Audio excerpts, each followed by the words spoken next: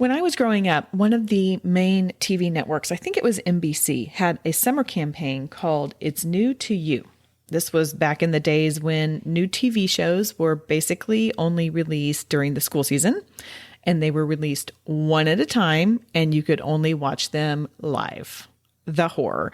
But those new to you shows were always worth watching, even if I had seen them before. This season, I'm re-releasing 9 meaningful episodes of the nearly 150 in the Graced Health podcast library. Perhaps you missed them and they're new to you, or perhaps you might find they reach you now in a different way that they did when they were initially put out there. You'll still get the new, shorter Ask the Trainer episodes, so keep tuning in on Thursdays and enjoy this one.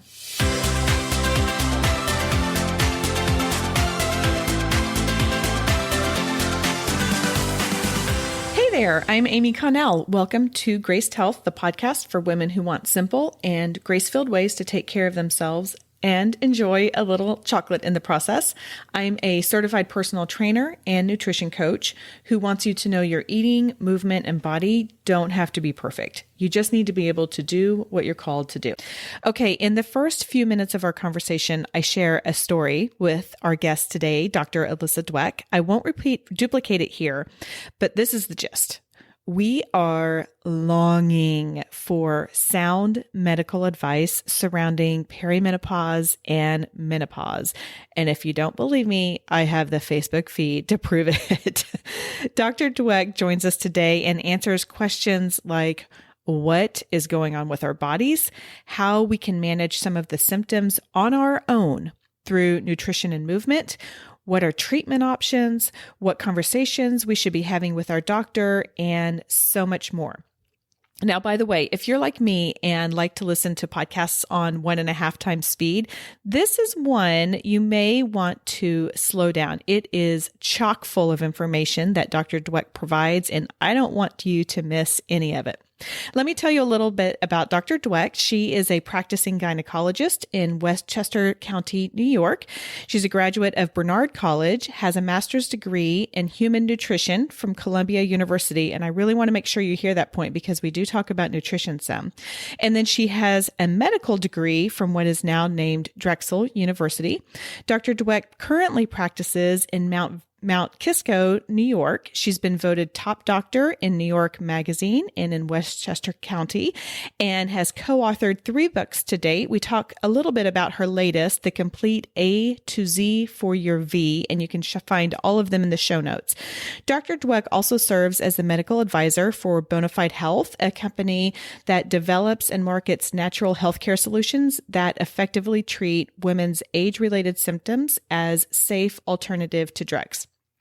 Now, just like recent episodes that we had about gynecological cancer and pelvic floor health, we use anatomically correct terms. So if you have sensitive ears around, put your earbuds in, or better yet, just play it and help to normalize these very normal body parts. One question before we get going, do you ever feel shame because you're not following all of the so-called rules, which I'm using in quotes, of healthy living? Do you want to break some rules with me? I would love it if you did. Go get my new free download that combats several health rules we've heard, and it gives you a bonus one to keep. You can get yours over at gracedhealth.com/bad rules. Okay, let's bring on Dr. Alyssa Dweck. Dr. Dweck, I cannot say how thrilled I am that you are here with me to talk all things about women's health hormones. Thank you so much and welcome to the show. Thank you so much for having me. It's my pleasure and I'm excited to talk. Oh my gosh. Okay. So this is the deal. I am 46 actually today. So you are my birthday present to do this interview. And I am kind of on the I'm on the kind of the beginning ends of, or the beginning of all of this. So I knew that I didn't have all of the right questions.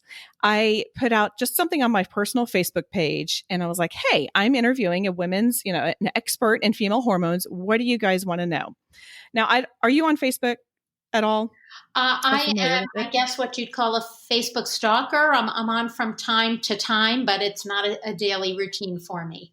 Okay. Well, I don't use it a lot on my personal side, but sometimes Facebook will say like your most liked, liked post of the year or your most commented on.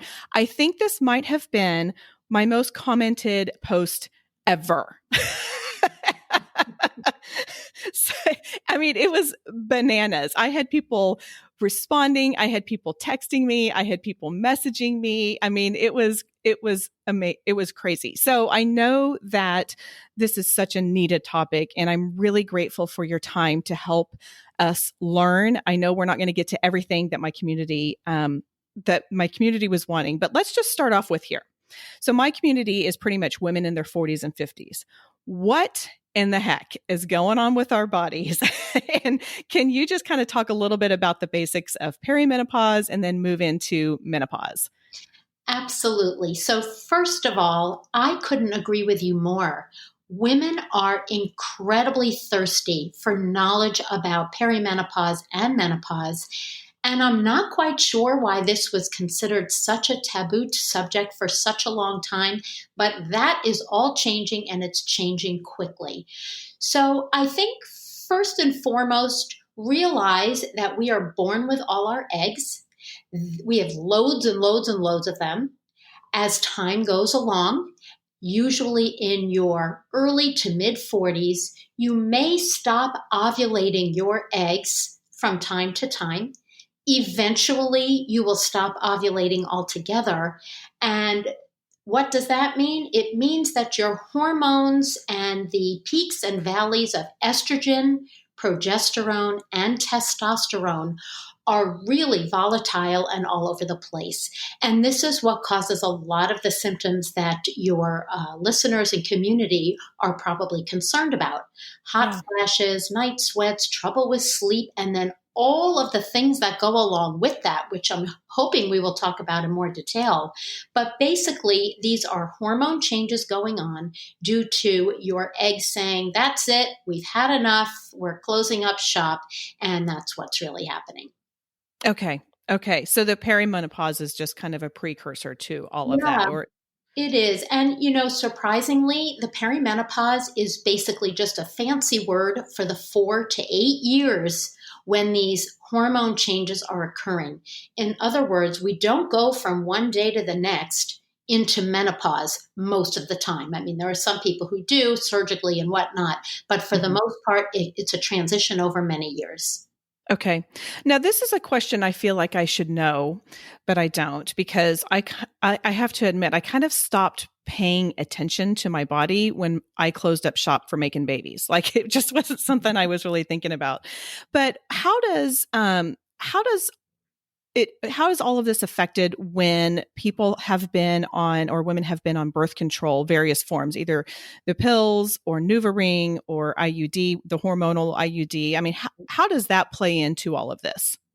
Well, in some cases, those hormonal forms of contraception are going to help ease the transition into menopause. And in fact, you may not even notice that it's going on because, many women on the pill will lose their period just because they're on the pill. And it's sometimes difficult to tell whether the period is gone because of the pill or in spite of the pill. Similarly, the hormonal IUDs can do the same thing. They can cause your period to be super light, absent, or something in between. And so sometimes it's difficult to really know when things are happening. What I will say is this: blood work and hormone levels in the blood are not necessarily diagnostic of menopause. They are a quick window in time of what's going on right then and there. And it may vary over that 4 to 8 year period. There is some promise with a newer blood test called anti-Mullerian hormone, which again, it's not diagnostic of menopause, but it surely can give us a little bit of a prediction as to whether your ovarian function is starting to become suboptimal. And this is going to be accurate whether you're on hormonal contraception or not. So those are some ways that we try to navigate. To be frank, most of us GYNs in our world, we treat symptoms and we treat individuals. We don't treat a blood test or a number because it's often just not that accurate, and everybody goes through their own individual experience. Okay. So if someone has had a blood test and it says, yes, you are entering into this, or no, you're not, that doesn't necessarily mean that that is how it is on the whole. It just means that that's how it is today, or that day when you had the Exactly. blood drawn.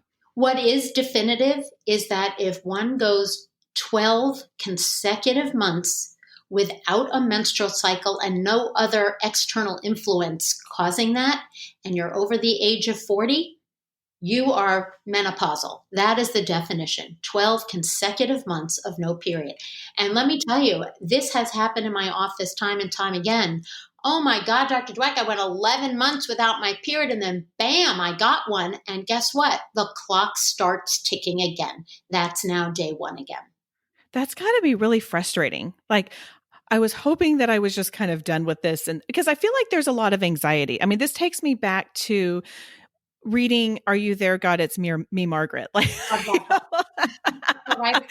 But but like trying to, and then there's just a lot of anxiety going around, or of like, what is it going to be like, because I know it's different for everyone, and so I feel like that's a little unfair of our bodies to do that it is to us. unfair, but thankfully, podcasts like this and books and websites that are reputable are going to help women to prepare. Because I Yeah. think one of the worst parts of this is that it takes people by surprise. Nobody is anticipating it. Sometimes it's a change in bleeding habits that give you a cue that something's going on. Sometimes it's the, iconic hot flashes or night sweats. Sometimes you just feel off, and women will often come into my office and say, I don't even know. I don't recognize myself. I don't know what's Yeah. going on. My moods are crazy. I'm very volatile.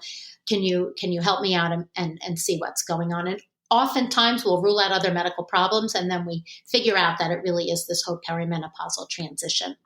Yeah. Yeah. I mean, these are some of the symptoms that people communicated to me. I mean, PMS is increasing. They're emotional. Their sleep is out of whack. Their focus is off. Energy, cramps. I hear the word crazy a lot. Weight gain, vaginal dryness, vaginal atrophy, acne. I mean, is there anything else that was missed there for something for people to be like, okay, this is normal. Like this is I'm not going crazy. There are some sort of like vaguer symptoms that we often will attribute to perimenopause or menopause: joint pain, headaches, decreased or diminished sexual drive, amongst the ones that you mentioned: Okay. depression, anxiety, palpitations, a feeling of anxiety. But keep in mind, this time of our lives is also when there are a lot of life circumstances going on that might cause some of these symptoms. So again, it's not a light switch on and off. There's a lot of contributing variables. When all else fails and we rule out any significant medical issues, we always blame it on hormones. Yeah. Mhm. Yeah.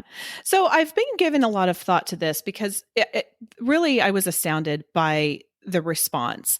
And I have a theory that I would love your thoughts on, and you can just tell me if I'm off, because I'm wrong a lot. But I feel like women in this menopausal state, 40s and 50s, have spent a lot of time, and particularly people in my community, we've spent a lot of time and energy trying to take care of our bodies in just the most natural way possible. Like, we pulled ourselves out of the low fat craze. We're like, okay, we're going to try and eat the real foods. We're going to try and take care of our bodies. We're not going to pop an ibuprofen every time we feel like crap. We're going to start, like, am I dehydrated? Like, really kind of getting attuned to our bodies and take care of what we need to before we take medicine. And now we feel like we're having these symptoms that make us crazy, or any of the other ones that were mentioned, and then often we're told, yeah, that's this is what it is, and now you're going to have to start taking medicine for it, and by the way, some of them have side effects. And it's like a really gray area. It's really confusing. So first, please tell me if I'm off on that. You Or are not off at all, but I think we should frame this conversation by remembering that menopause is not a disease. It's yeah. a natural state. We're all going to go through it. It is inevitable. True. You are hearing from all of your listeners and readers, mostly from women who may be experiencing symptoms. There are many, many women who experience no symptoms of concern, or perhaps they're just too busy to recognize them. Okay. But this is not a lifestyle change that gets made overnight. I think it is so important for women in their mid 30s, even earlier, but just to, really address your audience, mid 30s, early 40s, it's time to make these lifestyle choices now, because it's only going to get harder as time goes along. So what am I speaking about? And I'm just going to give some specifics if that's okay. Yeah, please do. Please do. Yeah. So diet. Okay. Diet is huge. You are what you eat. There's no question about that. For the women entering the perimenopausal and menopausal spaces, I always recommend number one, the Mediterranean diet. Why? This is a cardioprotective diet. With age and with menopause comes increased cardiovascular risk. That means heart attack, high blood pressure, potentially stroke. The Mediterranean diet focuses on lean proteins, very low carb, low sugar, low salt, and everything for spice is replaced with spices rather than salt. Again, this keeps hypertension as a minimal risk. Instead of butter, olive oil is used. Red wine or wine in general is allowed in moderation. Loads of fruits and vegetables with all the colors. They always talk about eating the rainbow. So this is a cardioprotective diet, an immune protective diet, and naturally low glycemic, so that weight gain that everybody complains about can be managed through this type of diet. And it's not a diet that you go on for a couple of weeks. It is a lifestyle modification. The second change in eating habits that's been shown clinically to work well for weight loss, because so many of my patients complain about weight gain, not only due to age, but due to menopause, is intermittent fasting.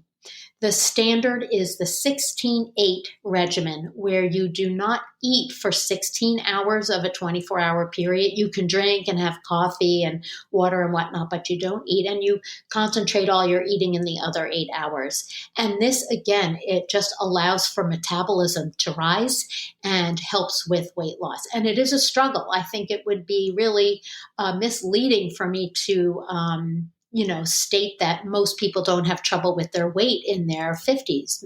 Most women do have to make a conscious effort. So that's lifestyle change number one. Number two, exercise. And this is quite specific. Exercise should include 150 minutes per week. And if you think about it, you could do 5 days a week for 30 minutes and that would suffice. Cardio. Running, biking, jogging, Zumba, whatever it is that people like.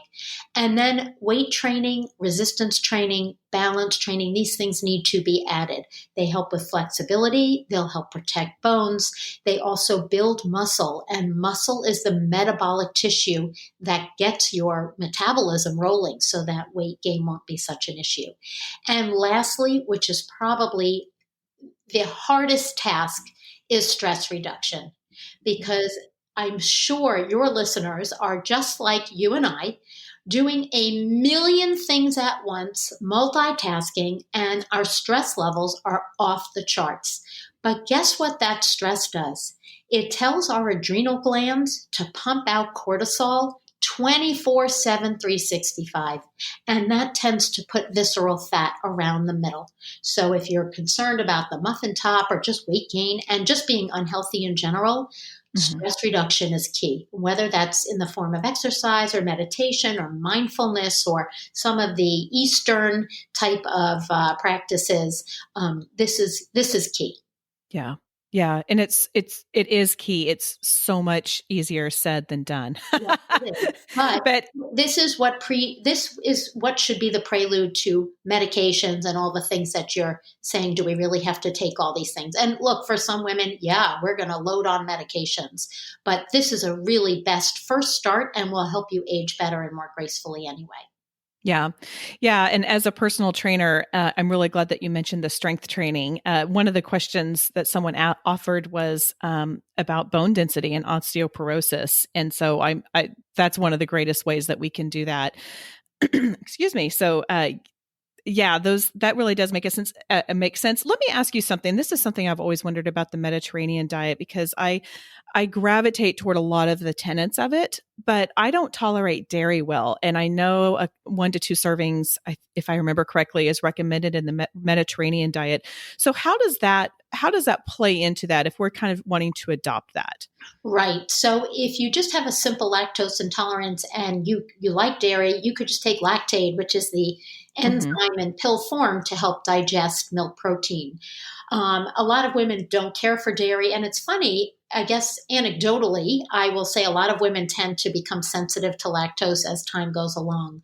But keep in mind, calcium is found in lots of other sources. So there's calcium fortified juices. There's almonds, salmon, broccoli. I mean, there are a lot of dietary sources. And since you bring this up, I mean, we prefer calcium be obtained through diet because too much calcium as a supplement might lead to increased risk of kidney stones. And if anybody's ever had one of those, they're miserable. So, we really, and the absorption is better, to be quite frank. If you really, Sure. really can't tolerate anything with calcium, then, for sure, take a 600 milligram supplement and that would be fine. Okay, but the dairy is really for the calcium in there, and just make sure that you're getting it other ways. Which, if you're eating a plant heavy diet, like you said, there's a lot of things that you can get that way for sure. Sure, sure. And don't forget vitamin D. I'm sure we'll get to that, but calcium and vitamin D do work together to help the bone health. And these are habits that should be started early. Yeah. Well, you know what? While we're on there, let's go ahead and talk a little bit about vitamin D because I have been learning more and more about it. And I was surprised to hear that it's not necessarily a vitamin as much as it is a hormone. You are absolutely correct. It is a hormone, but we all call it a vitamin and we call it a fat soluble vitamin. So either way, it is essential and it's really on the radar now because it's Yeah. helpful for our immune systems, of course. But vitamin D is really rough to get in diet. So this is one that we often recommend as a supplement.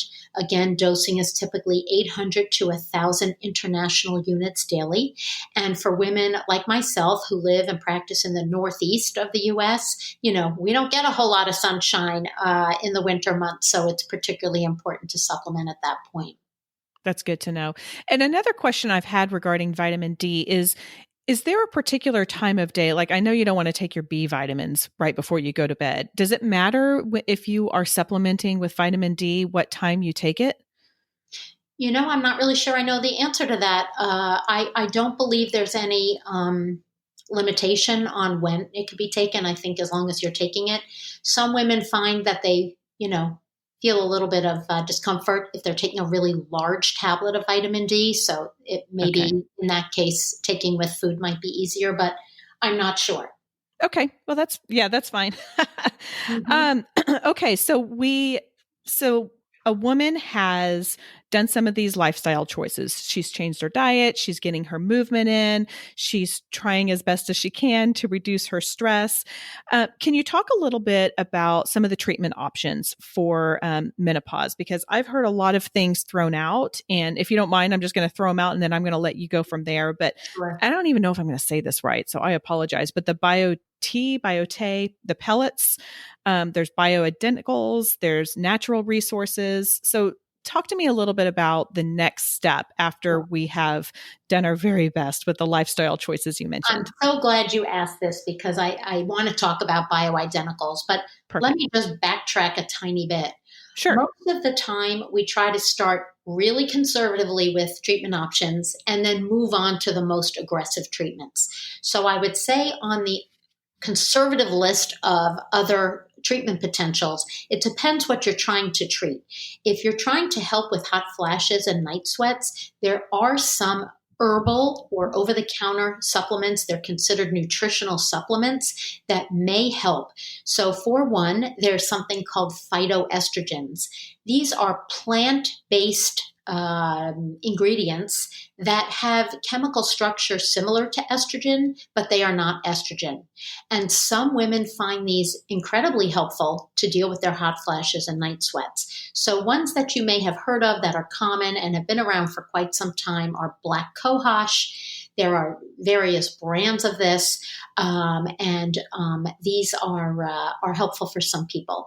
Most research suggests that the efficacy is no greater than placebo, but placebo is there. Okay. So some Okay. people find these helpful.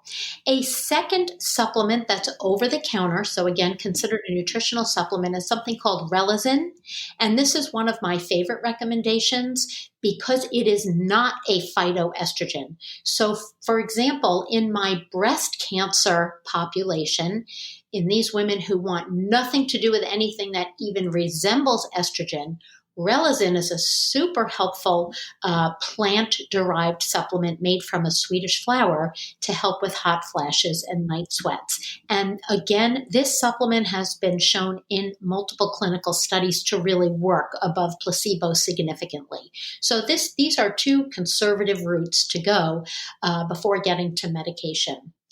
Next on the list would be very quickly certain antidepressants, believe it or not, have been indicated by the FDA. So these are prescription medications that are helpful for hot flashes and night sweats. Some of the ones that people may have heard of are called venlafaxine or Effexor.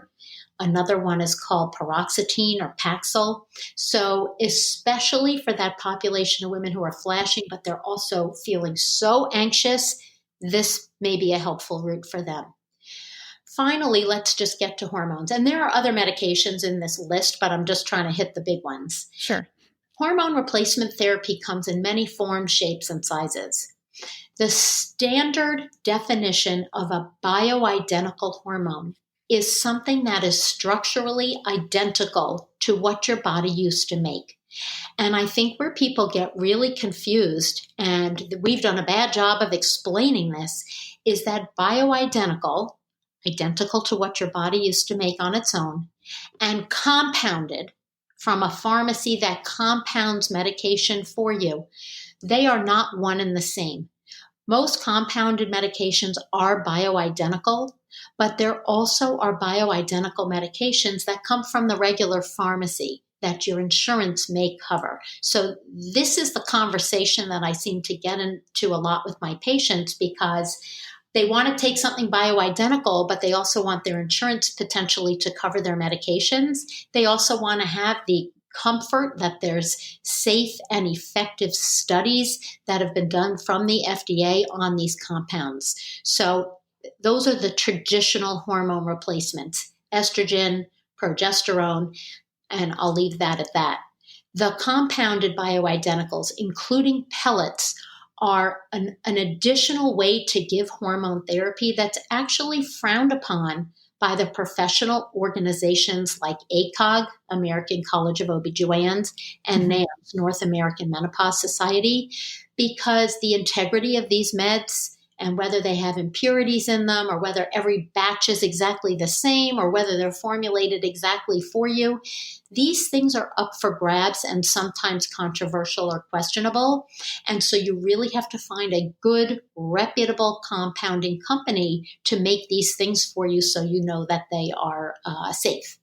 Okay. That sounds a lot like supplements, like protein supplements, where there's, oh boy, and the names escape me, but the ones that have been evaluated, third party tested, NSF, I know is one of them, and I can't remember the other one. There's a couple, but like that's what that reminds me of, is just making sure that those have been safe.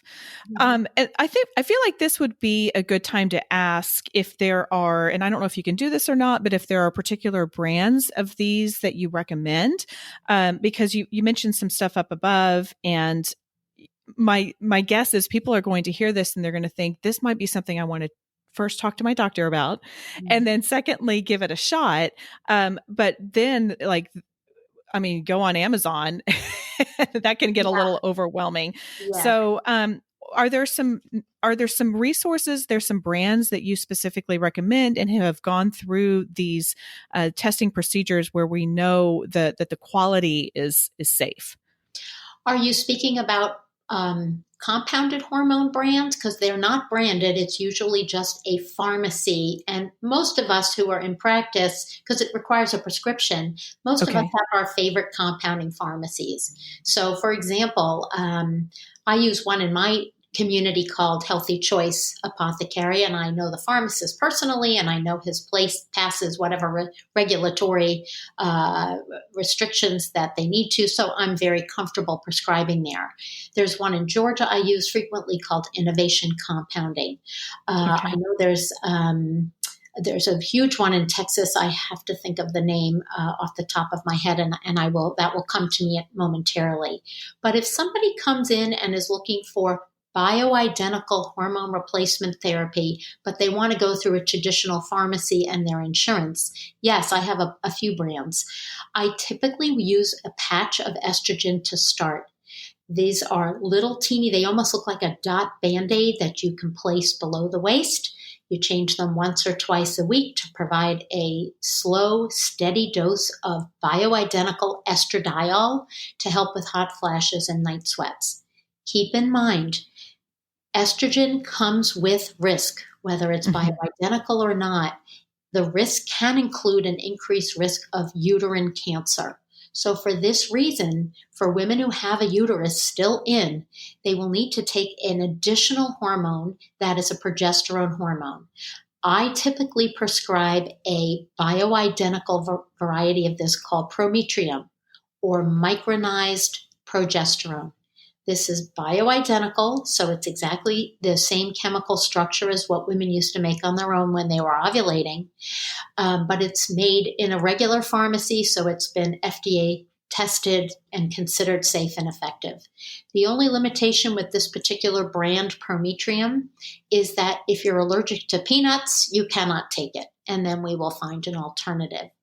Uh, there are so many good brands. I don't really want to, put one under the bus or, really support one or another. Oh, But yeah, that's fine.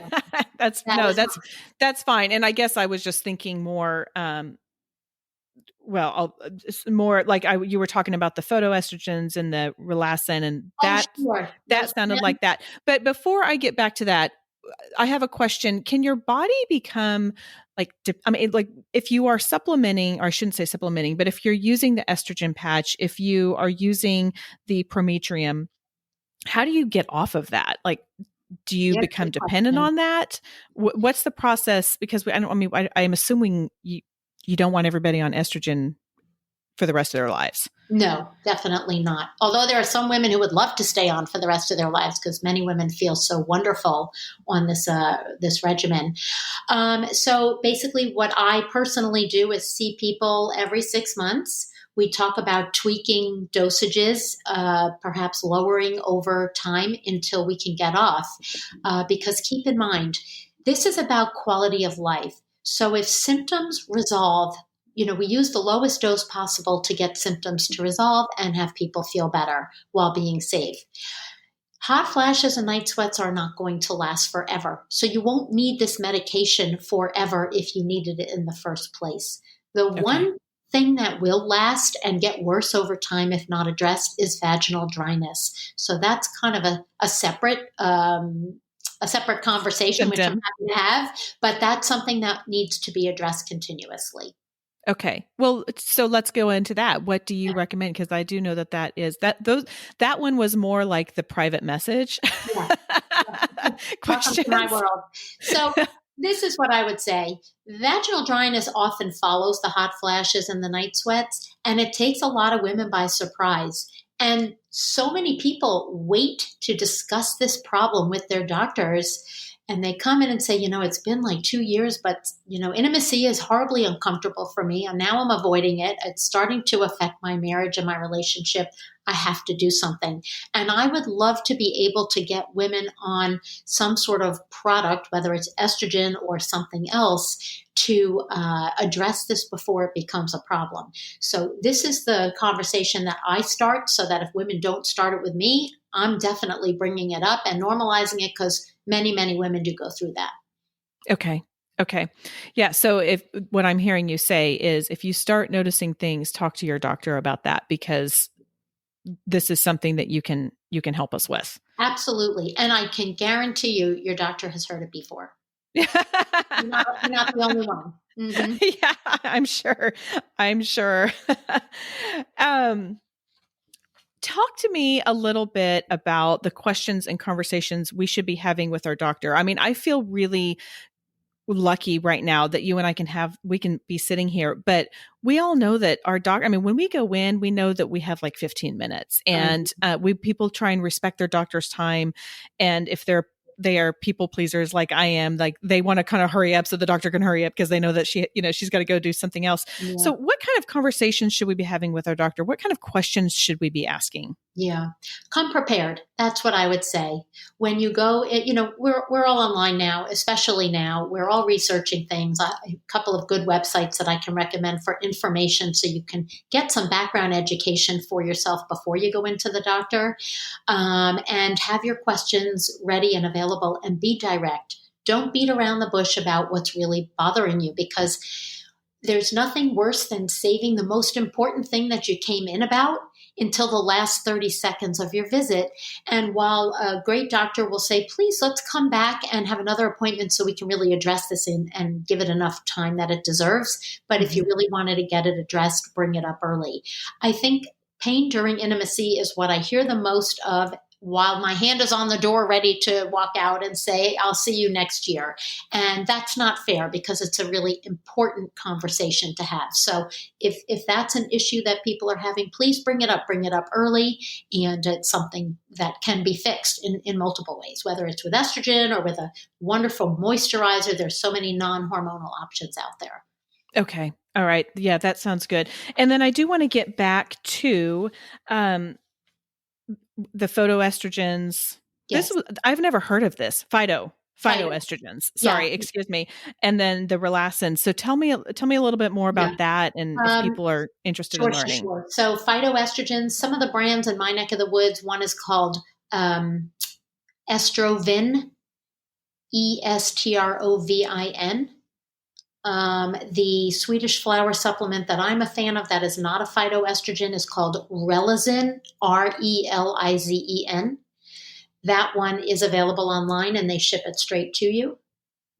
And just of note, since we were speaking of vaginal dryness, that company also makes a wonderful non-hormonal vaginal moisturizer that is a small suppository that goes in the vagina, and it's made with hyaluronic acid, which is an amazing moisturizer. So if people want to stay away from hormone, that's a wonderful vaginal moisturizer that's non-hormonal. Okay. And where can they go to get that? The name of the website is Hello Bonafide, Bonafide.com. And the other supplements that I mentioned, like the black cohosh, which comes unbranded or branded in a couple of different names, is just in the drugstore or the grocery store in the supplement aisle. Oh, really? Okay. And spell cohosh for me, if you don't mind, please. Sure. Black cohosh, Cohosh. Okay. I told you I was new to this. I hope you're doing that right, when you're not looking at it. Yeah. I did want to make one comment about pellets, because you did mention them and I really failed to address that. Please. Some women use pellets. These are like little, they look like little grains of rice that get placed under the skin with a little introducer. Not horribly painful. I don't provide these in my office. They're not FDA approved for women, but a lot of women do get estrogen and testosterone this way. It's kind of like a depot dose. It will last for a couple of months. The downside is if for some reason you don't like it or you're having side effects, you can't get it out. You have to wait for it to wear off. The other downside is, again, it's not positively looked on in the traditional medical community in terms of safety, efficacy. We just really, it hasn't been studied in that way. Sure. And I think as a lot of us are learning more and more about medicine and the process that things go through, of course, we're all a vaccination expert now, but certainly appreciate the process and of all of that. What do you wish what do you wish women knew? Or is there something that you could say, like, you know what, I wish everybody would adopt this or would do this or know this to help this transitionary time? I think probably just be prepared and be proactive and take the lifestyle modification seriously because they could make or break your need for medication. And think of all the other health benefits that go along with that. So that's my first go to. I try to practice what I preach. So I can attest to it being a real game changer in terms of your overall health. I also want to make note that you can't undervalue sleep. Yeah. And we recommend 8 hours of sleep, quality sleep. And so many women going through this time, and of course, with all the stresses of the current time, are having a lot of trouble sleeping and getting quality sleep. So, make the bedroom a place of zen where you really sleep or get intimate. Number two, shut down that phone or those screens before you go to sleep because, the blue light in there plays tricks with your brain waves and may interrupt your sleep. Alcohol is a sleep disruptor, caffeine, sugar, large meals, all these things that, we're sometimes accustomed to. So keep in mind. But I think sleep also great for the immune system. So overall, just will help the mood and the general disposition during this time. Yeah. And the cortisol too, it helps that, right? I mean, it helps you Yeah, manage that sleep. And I feel like I do need to I'm embarrassed to say this, but I know a lot of my community loves those HIIT workouts, those high intensity workouts. And I'm on a really big, I mean, I love them. But as a reminder, our body doesn't know the difference between like stress of traffic and stress of high intensity workouts. And so doing a high intensity workout every day is going to elevate those cortisol levels just as much as, daily life stress. sure. Sorry, I had to get that in there. I agree. You can have too much of a good thing for sure.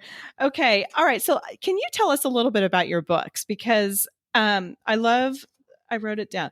The book title, The Complete A to Z for Your V, A Woman's Guide to Everything You Wanted to Know About Your Vagina, Health, Hormones, and More. I mean, where has this been all my life? This sounds fantastic. It's a really fun read, and it's not the kind of book you have to read from front to back. It's chapters that include every and any gynecologic concern or issue that people want to learn about, not limited to menopause or perimenopause. Little fun fact, my very first book was called V is for Vagina, but this was back a couple years back when the word vagina wasn't so well accepted in all venues. So when I decided to relaunch another book, which was similar but way more detailed, I knew that I was going to use some euphemistic symbol for the word vagina, just so that early morning TV wouldn't give me a rough time. So that's the origination of the title. But it's a fun book I wrote with a wonderful co-author, Robin, and we just wanted to tell the vagina stories with a no holes barred type of tone. It's funny, it's informative, it's medically accurate, at least up until the year it was written, which was a few years back. But yeah, it's a lot of fun. Well, that's great. And I think a lot of it, I shouldn't say a lot, I can't speak for other people, but I did have a couple people reach out and say, I know I need to ask questions, but I don't even know what to ask. And we didn't talk about this. Like, I didn't talk about this with my mom. And maybe depending on where you grew up and the area, Southern women just don't talk like that. I don't know. Well, us northern women are not that shy, but I will say this. The big question that anyone could ask your doctor, your friend, your mother, your aunt, whomever, is this normal? Because that's what people want to know. Is It what I'm is. experiencing normal or should I be concerned? And if that's the question you come in with to your doctor, go for it because I think that's a very easy way to get the conversation started.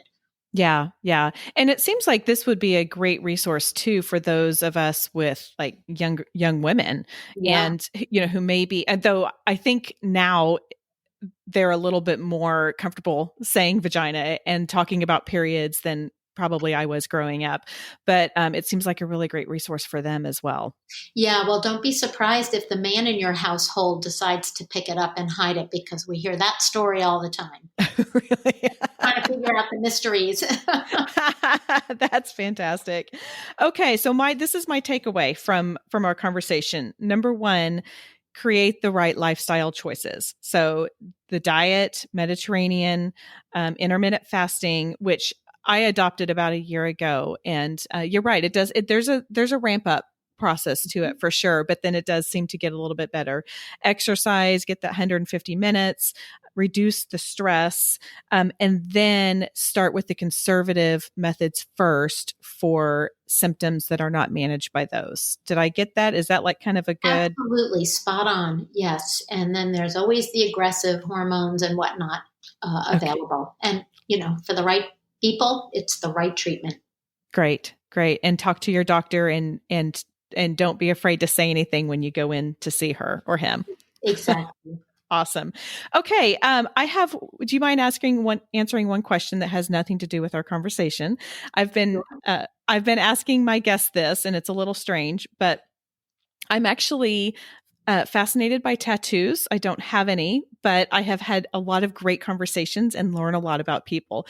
So my question is, do you have any tattoos? And if so, would you mind sharing what one and what it means? Or if you don't have any, if you had to get one, what would you get and where would you get it? Wow. Okay. I have to say, this is definitely the most unique question I've been asked in a while. So, the short answer is I do not have any tattoos. The longer answer is that I've been wanting to consider one, and I have thought of, the usual humdrum initials or names of my kids. But when push comes to shove, I would like to get a little teeny camel. I love camels. I think they're the coolest. I love hot weather, so they remind me of that. Um, I think I would put it right on my, arm near my bicep. I don't know why, but I kind of want to show it off. So there you go. All right, awesome. I know it's a strange question, and my kids keep telling my boy, I've got a 15 and 6 or now 17-year-old boys, and they're like, "Mom, you're going to get it. You're going to come home with a tattoo one day." I'm like, I've never really wanted one, but I just think I've learned so much about people with their stories. So I think it's always interesting to hear. Okay. Well, don't look too close into my choice of camel. There's really not much to it other than I just think they're really cool. No, that's great. That's great. Okay, Dr. Dweck, can you tell everybody how they can connect with you, how they can find you, and all of that kind of good stuff? Absolutely. And thank you for that opportunity. So, my website is drdweck.com. Simple enough. I love to share a lot of media stories that I do. And it's funny, some of these reporters just are really on the pulse with new things and questions. Is this normal? Is a common question we get. I am in practice in New York, so if anybody happens to be from the area, I'm happy to meet you that way. And I'm going to actually be starting a podcast of my own with a co-host who's in the business world, and it's going to be called The Business of the V, because we really want to talk about unmet needs in women's health and the entrepreneurs, startups, and bigger companies that are trying to address this. So hopefully, just as the holidays come upon us, we'll be getting that started. Oh, that's fantastic. Well, Yeah. it's really fun. Congratulations. That's great. All right. Is there anything that I did not ask that you want people to know? I think you were incredibly thorough and really got to the heart of, what we all will go through as a rite of passage. I think the main message I would like to leave people with is that the menopause is it's a natural time, and it shouldn't be it should be looked at with optimism, because there's a lot of good things that come with it, including no more hassles with bleeding, including no need to worry about fertility or contraception, at that point. And a lot of wisdom comes along with. So women have been going through it for years. So approach it positively and proactively. That's my little takeaway. That's a great advice. That's great advice. I think it's really easy to start getting panicked about it and anxious, but we are also learning as we're learning about everything else in the health world. The brain really does have some fantastic power with positive thinking and all of that. So that's great advice. Well, I will let you get back to your day. Thank you again for coming on. I just really appreciate your time and your wisdom, and I just can't wait to get this out to my community because the people, like you said, we are thirsty for this, and I think that you have really filled that today. So thank you. My pleasure. Thank you. I really want to thank Dr. Dweck for her time and wisdom on the show. And I also want to thank those of you who provided me kind of the framework and foundation for so many of these questions. Yes, I am experiencing some of them, but I know that the symptoms are often unique to so many of us. So thank you for your comments, your private messages, your texts. If I wasn't able to get to your questions, I'm sorry, but I do hope this gave you a really solid foundation to learn. And then also now you have the confidence and you can go to your doctor with additional questions, because I have to imagine that is what Dr. Dweck would want you to do, is to talk with your doctor about these. By the way, I do have all of Dr. Dweck's information in the show notes. Go grab her book, A to Z for your V, if you want to learn more about every topic she's been asked in her career. And also don't forget to get your download, How to Enjoy Shame-Free Health by Breaking 8 Rules, at gracedhealth.com/bad rules.